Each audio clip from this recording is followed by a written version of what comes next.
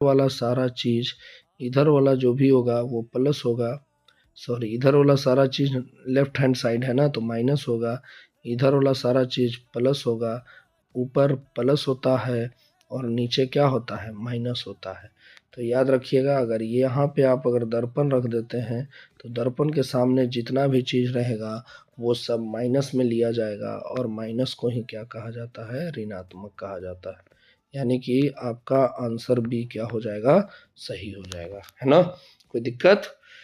तो देखिए, हार्ड से हार्ड कंसेप्ट का क्वेश्चन आएगा जिसको हम लोग आसानी से क्या करेंगे, पढ़ते हुए चले जाएंगे और कोई दिक्कत नहीं होगा।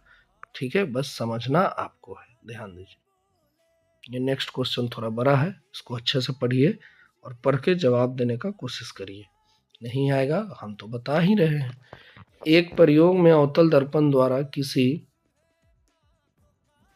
है ना, एक प्रयोग में अवतल दर्पण द्वारा किसी वृक्क का बिंब होगा का प्रतिबिंब एक पर्दे पर प्राप्त किया जाता है।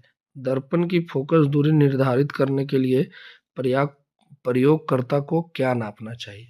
तब फोकस दूरी के बारे में क्या बताए थे कि फोकस दूरी क्या है। तो सबसे पहले फोकस क्या है वो समझते हैं हम लोग, है ना। फोकस क्या होता है बाबू, कि ये अगर मान लीजिए कि आपका दर्पण है तो ये अगर ध्रुव है और ये है फोकस, तो फोकस दूरी क्या होता है, तो फोकस और ध्रुव की बीच की दूरी होता है। तो फोकस दूरी कैसे मापा जाए, क्वेश्चन सिर्फ बड़ा था जी, हल्का पूछा है। दर्पण तथा पर्दे के बीच की दूरी को फोकस दूरी कहते हैं, तो सही बात है, दर्पण और पर्दा जो हो गया वही आपका क्या हो गया, फोकस दूरी हो गया, है ना।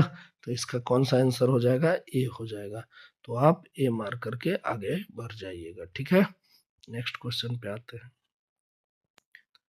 कहता है कि उत्तल दर्पण के प्रकरण में दर्पण द्वारा प्रतिबिंब सदैव आभासी व सीधा बनता है, अतः आवर्धन